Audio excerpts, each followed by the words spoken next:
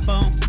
And I got racks on. Spent 4 nights in the country I like, then take my rich ass back. What's cracking, everybody? Hello and welcome back to Gaming 101 with Mr. Berger.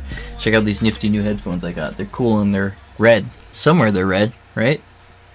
Anyway, guys, tonight, in case you didn't know already, I absolutely love Draft Challenge.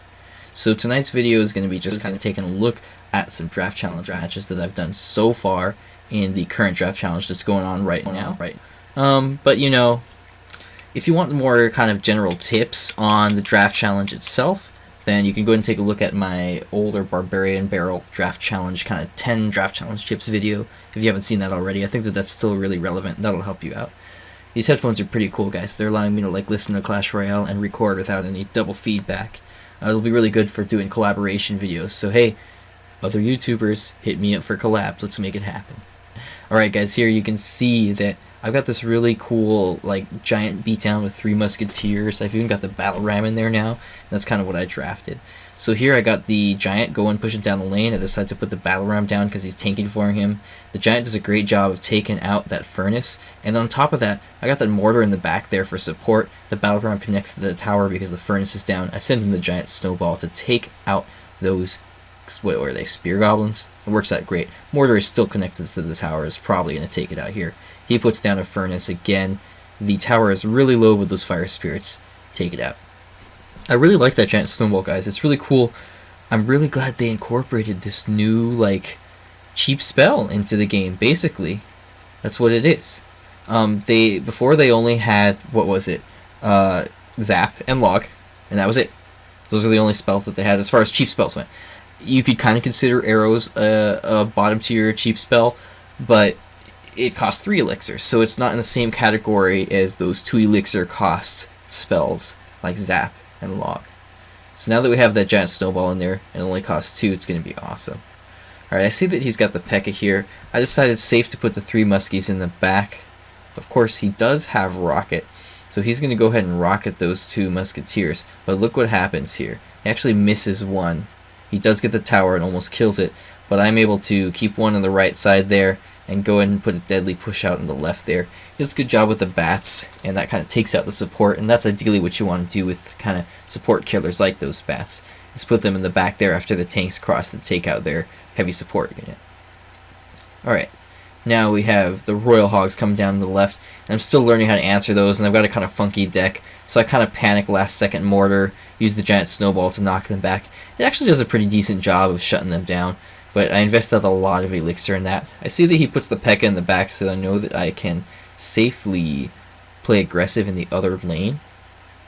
And now I got the spear goblin supporting that giant, but again, look at how he uses the bats to take out my support, so that's really good. He has my right tower down, but I know that his right tower is almost dead too, so I can always go ahead and light spell that if I need to finish it off. I use the battle ram in the opposite lane there to try to distract that P.E.K.K.A. I use the 3 musketeers in the left here, and I use the log, and that works out pretty well to push it away. I send in the giant snowball, but the giant snowball does even less damage to a tower than the zap, so it's the weakest spell in the game, I believe, against towers, right? Unless I'm mistaken. So it doesn't quite finish it off, so I have to use the zap as well. And this is an interesting draft here because I have the giant snowball, I have the zap, and I have the log, so I have all 3 light spells now. So this is really cool. These 2 new cards are going to bring some really new, interesting mechanics to the game. They're 2 very, how would I say this? The roles that they play are very vital, are very niche, and there's only a few cards that play them. Alright, here we go with the giant snowball, and we got the giant there running in. The giant combo with the giant snowball finishes off the tower with some support there. And so that was a great beginning to my draft challenge run there. Alright, so this last match here, what I did, or this next match rather, what I did here is I went with the heavier tank. I like the golem. I decided, okay, let's just go for a big golem push. Let's go heavy. I've heard it's good to draft heavy spells, so I went for the rocket. I decided to get the clone over the mirror because I know that clone works really well with golem decks, and although a lot of people don't like clone, I'm actually quite fond of it. On top of that, clone also did receive a buff in the recent patch, and it now has a much larger area of effect, so it's a lot easier to catch a lot more units in it. You can get your big heavy tank and all your support units really well. So he uses the giant in the left lane there. Let's see. I use Musketeer in the back, just kind of cycling it out, providing some support in the left lane because I know he's going to go for a push in the left. Now interestingly, he decides to mirror in the right there. Probably not the best play on his part. Now he's got Zappies on the left there. I use the E-Barbs. E-Barbs are really cruddy at tournament standard level, but they do a good job of just kind of providing a solid amount of DPS on defense there since there's nothing to take them out. But look at this annoying Zappy combo in the left there. I just decide to leave them be, but boy was that a mistake. I take a ton of damage, and I believe I just completely lose my tower here because those Zappies, that mini stun after mini stun after mini stun just completely shuts down my tower to the point that it literally cannot do anything. So what I do now is I'm like, alright, just drop that tower. You got a really heavy deck. You're never going to win if you keep trying to play defense, so go for a really heavy push. So I go for a big push in the right layer with that golem. If you guys know Gendrago, if I'm pronouncing that right, it was a Gendrago. Anyway, he's been hitting me up. I've been hitting him up on Twitter a lot too. He's infamous for having this really deadly golem push. So we're kind of imitating, or not imitating or mirroring him, but what's the better word? I should know this because I majored in English. But tributing him here with this massive push.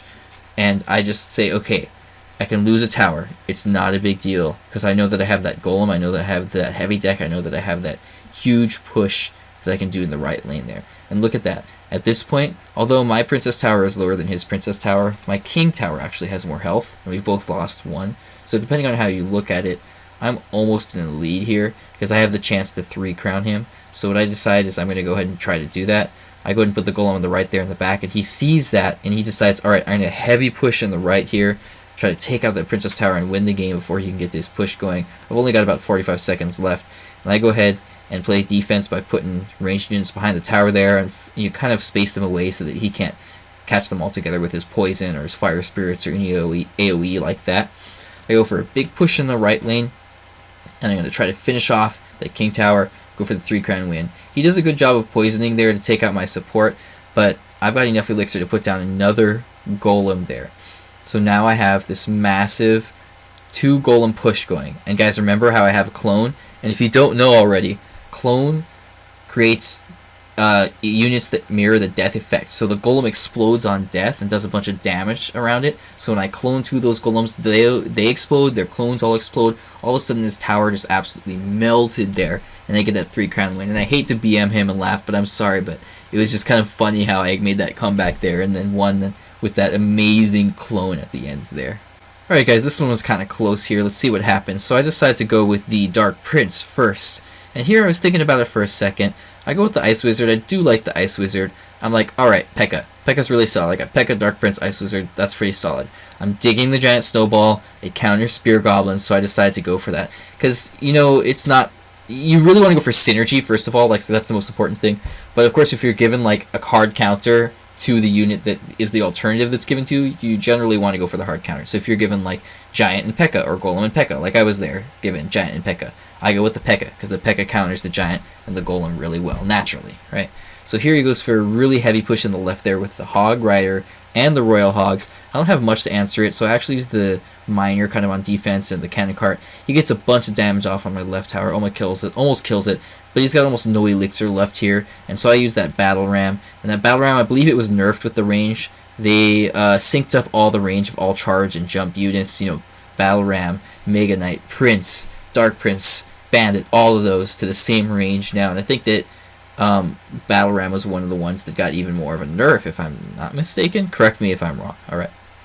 So anyway, the Battle Ram connects there. It still does a ton of damage if it does connect, and all that support takes out that left tower. He plays aggressively with the Royal Hogs. I've got the Dark Prince and the Giant Snowball, and that does a pretty good job. Look at the placement of the Dark Prince there. I placed it off to the side enough that it didn't get splashed, or rather the tower didn't get splashed by those fire spirits when they were jumping on my Dark Prince. Dark Prince connects to the tower. I've almost got a bridge spam deck here. My Miner is doing a good job of distracting them. It allows my Dark Prince and my Battle Ram to connect to the right there. I decide to zap, get some chip damage on the tower, chip the Wizard, and get all those Spear Goblins out of the way. I don't have much on defense here, so I actually just use the Ice Wizard. I decided to use the Giant Snowball kind of in the middle there just to provide a little bit of extra damage and that slow effect. And that does a good job of chipping away at the Hog and slowing it down a little bit, and actually knocking the Wizard back away far enough that it targets onto my Ice Wizard, because I think it otherwise would have targeted onto the tower there. Now the miner here does a good job of chipping away at the tower, but he's taken down pretty quickly by that knight and that baby dragon. What's going to happen next? What do you think? He sends in the royal hogs again. I've got Pekka this time. Pekka doesn't quite one-shot them at the same level, but it gets them super low so that they get one-shotted by just about anything else. So that first one dies because the princess tower chipped away at it. But you saw those second two live for a while because the princess tower wasn't locked onto them, and the Pekka doesn't quite kill them. Now he's got the wizard on defense here, but I've got a massive push coming into the right here. I use the giant snowball just to kind of clear out the way. But of course the Dark Prince cleaves those all those spear goblins there and destroys them. At this point I just kind of got to play defense, but hey guys, sometimes the best defense is a good offense, especially in a game like this, because then they're forced to answer your offense, and then in turn they can't invest elixir in pushing into you, or onto you rather, and providing offense against you.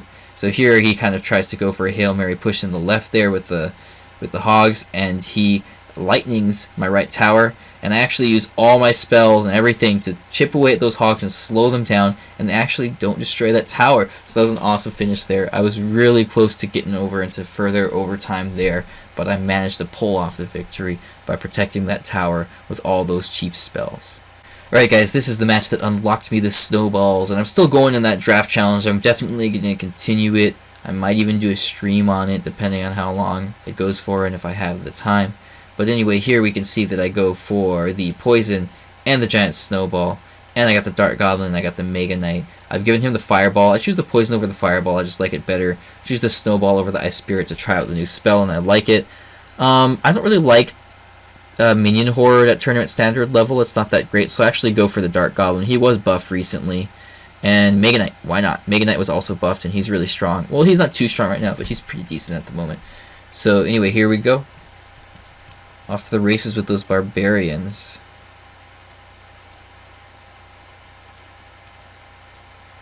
Alright. So, let's see. Barbarians are going in, and annoyingly, he is getting chip damage off on my right tower there with that magic archer because of those barbarians. Anyway, here comes the dark goblin on the left there. I use the royal hogs on the right there because they got to support the barbarians and the princess. And look at those minions. Since the recent patch change, they come down a little bit slower in between each other, and it's actually noticeable. If you see it there, the rate at which they drop into the arena is a little bit slower. So if you looked at it there, you might be able to catch a little bit of a difference in comparison to the old version. Alright, again with the magic archer. That thing's so annoying. It's not too bad, but if they know how to use it and they place it properly and everything, then it actually gets some really solid chip damage off. Alright, here, oh, there it goes. Fireball, dead. Unfortunately, there goes all my units to his fireball. But now he doesn't have the fireball in hand, and he didn't use it to chip away at my building, at my barbarian hut, I guess it is. So, he doesn't have that in hand, so I can keep that in mind. Gotta be thinking about that. Okay, he doesn't have that kind of medium spell, so I can more safely use other things here. Now look at this absolute fail poison. Is this the one? Yes, it is. I missed the elixir pump. Oh, man, I was smacking myself in the head when we were doing that one. Oh, I felt so stupid. But hey, guys, we all make misplays. We all make mistakes. Look at what happens here. I actually take out the right tower with those royal hogs, and they go on to destroy that elixir pump. So even though I made a huge error there, it worked out okay for me. Now he's got the giant skeleton and the magic archer coming down on the right. Of course, my barbarians are doing a good job of distracting that giant skeleton. It's pretty cool to see that barbarian hut at play there. It's working out pretty well for me because it's kind of an underused card.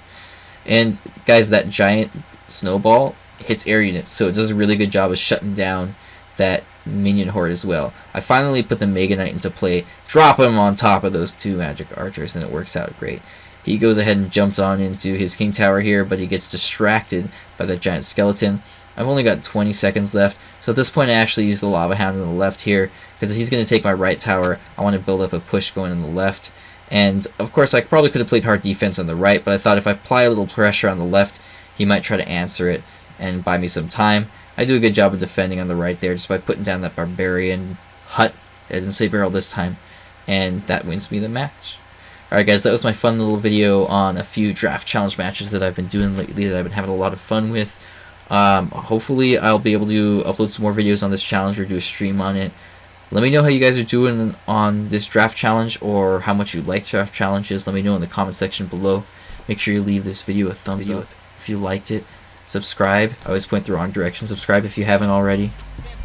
Thanks so much for watching, guys. Have a good night. Glow so bright I can make moonlight see. This ain't like your pheromones. Do one big gun baritone. Who won? We won. Your home.